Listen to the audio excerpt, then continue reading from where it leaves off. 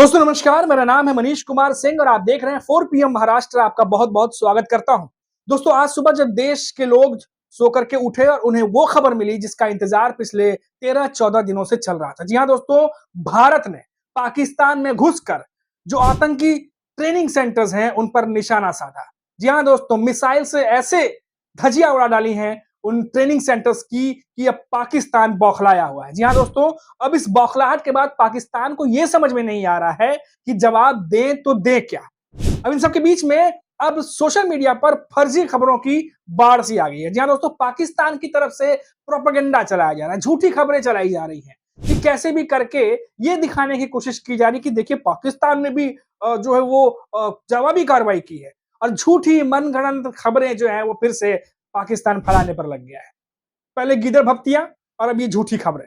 लेकिन जिस तरीके से भारतीय सेना ने जो है वो प्रेस कॉन्फ्रेंस की गई, उनकी तरफ से जानकारी साझा की गई और जानकारी के मुताबिक जो जगहें हैं जहां पर हमला किया गया है, मुजफ्फराबाद, गुलपुर, सियालकोट, मुरीद के और बहावलपुर, ऐसे कई सारे जगहें हैं जहां पर भारतीय सेना ने अटैक करके जो टेरर कैंप है, जो उनके आतंकी संगठनों के जो जहां ट्रेनिंग चलते हैं, उन्हें उड़ा दिया है।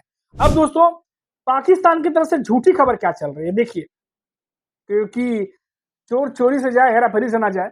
अब देखिए क्या चल रही है कि पहला दावा जो पाकिस्तान की सोशल मीडिया पर धड़ल्ले से चल रहा है, आप यकीन मत करिएगा, बिल्कुल गलत खबर है, ये उल-जुलूल खबर है।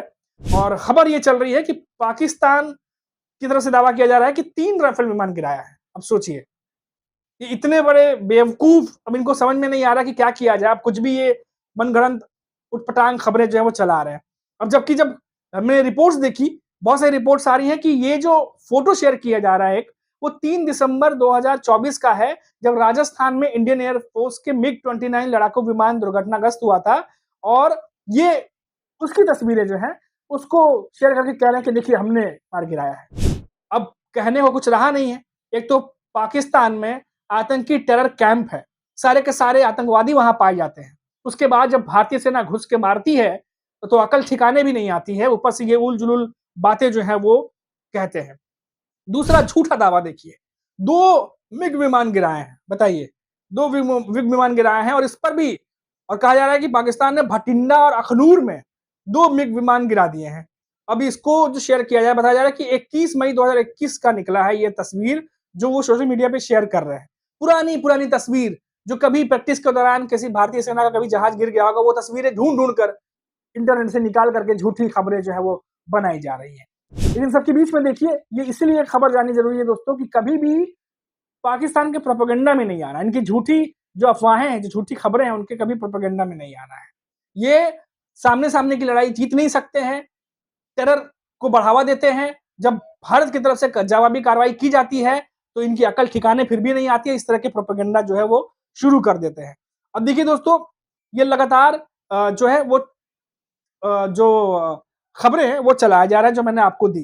फिलहाल आपको बता दें दोस्तों कि आज जिस तरीके से प्रेस कॉन्फ्रेंस हुई है, हमने देखा कि महिला जो अधिकारी हैं फौज की, आर्मी की, उन्होंने पूरी जानकारी दी है और किस तरीके से रात में 1:05 पर से लेके 1 मिनट 30 मिनट, मतलब 25 मिनट के आसपास जो है ये ऑपरेशन चला है, ऑपरेशन सिंदूर, जिसमें भारत ने पहलगाम में हुए आतंकी हमले का एक तरीके से मुंहतोड़ जवाब पाकिस्तान को दिया है।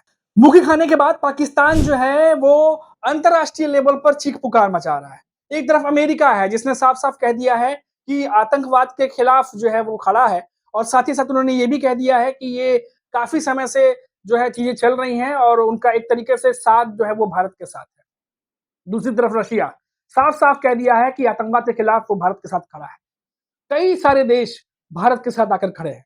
पाकिस्तान जब यूएन में जब ये तमाम बातों को उठाता है तो उसके बाद उसे ही उल्टी सुननी पड़ जाती है। हर तरफ से चौतरफा गिरा पाकिस्तान को अब समझ में नहीं आ रहा है करे तो करें क्या।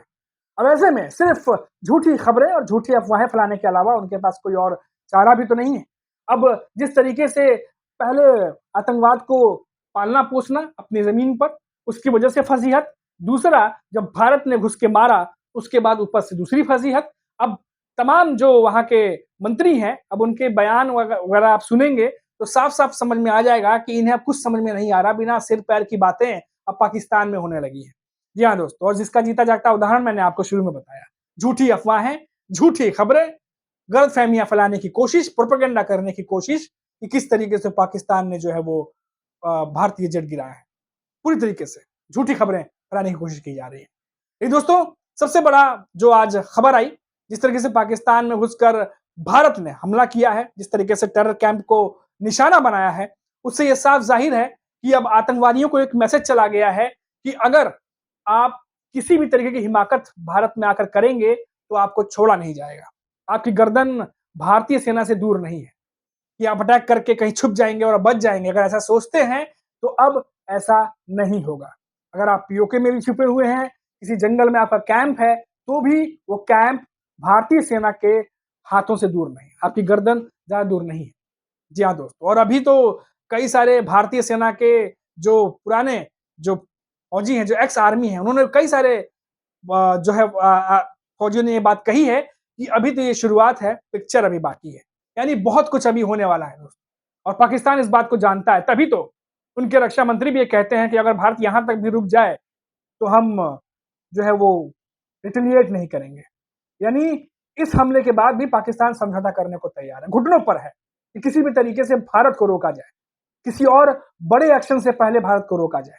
लगातार शोर मचा रहा है, अंतर्राष्ट्रीय कम्युनिटी के सामने चिल्ला चिल्ला कर कह रहा है कि भारत से बचाओ, लेकिन जो गुनाह पाकिस्तान ने किया है उसका अंजाम तो उसे भुगतना ही होगा।